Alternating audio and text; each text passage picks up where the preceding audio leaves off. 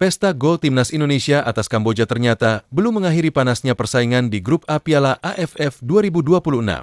Justru setelah kemenangan telak 5-1 itu, sebuah pernyataan dari Ketua Umum PSSI, Erick Thohir, langsung mencuri perhatian media Vietnam. Mereka bahkan menyebut duel Indonesia melawan Vietnam sebagai laga terbesar di fase grup. Di saat yang sama, muncul prediksi bahwa John Hertman akan membuat kejutan besar pada laga berikutnya. Apa yang sebenarnya sedang disiapkan Timnas Indonesia?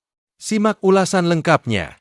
Timnas Indonesia membuka kiprahnya di Piala AFF 2026 dengan penampilan yang sangat meyakinkan.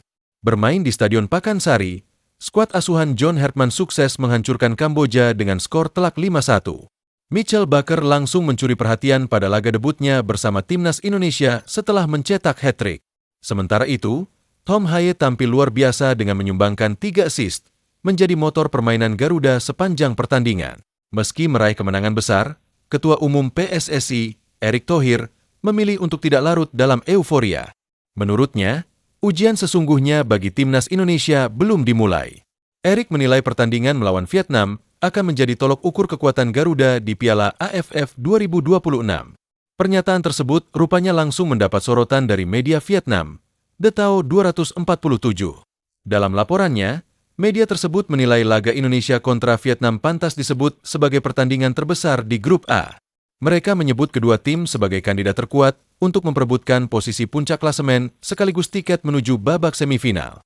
Sorotan dari media Vietnam ini menunjukkan bahwa kemenangan besar Indonesia tidak luput dari perhatian para rival. Garuda kini benar-benar dianggap sebagai salah satu pesaing utama dalam perburuan gelar Piala AFF 2026.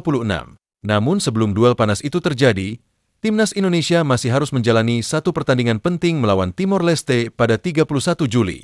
Di hari yang sama, Vietnam juga akan menghadapi Singapura dalam laga yang tak kalah menentukan. Menariknya, jelang pertandingan tersebut, pengamat sepak bola nasional Yusuf Kurniawan atau Bung Yuke memprediksi John Hertman akan melakukan rotasi pemain. Menurutnya, kemenangan atas Kamboja memberi kesempatan bagi tim pelatih untuk mencoba pemain-pemain yang belum mendapatkan menit bermain. Langkah ini dinilai penting agar seluruh anggota skuad tetap siap menghadapi padatnya jadwal turnamen.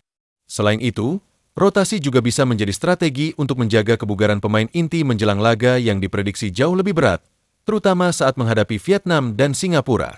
Bung Yuke menilai kualitas Timor Leste tidak jauh berbeda dengan Kamboja. Karena itu, Hertman berpeluang memberi kesempatan kepada sejumlah pemain seperti Cahya Supriyadi atau M. Riyandi di posisi penjaga gawang, serta Tim Gepens, Jordi Amat, Wahyu Prasetyo, hingga Ragnar Oratmangoen untuk tampil sejak menit awal. Jika prediksi itu benar, maka Timnas Indonesia bukan hanya memburu kemenangan atas Timor Leste, tetapi juga sedang menyimpan kekuatan terbaiknya untuk duel panas melawan Vietnam. Saat ini, persaingan di Grup A semakin ketat. Indonesia mengoleksi 3 poin, sementara Vietnam juga memiliki 3 poin dengan selisih gol yang lebih baik.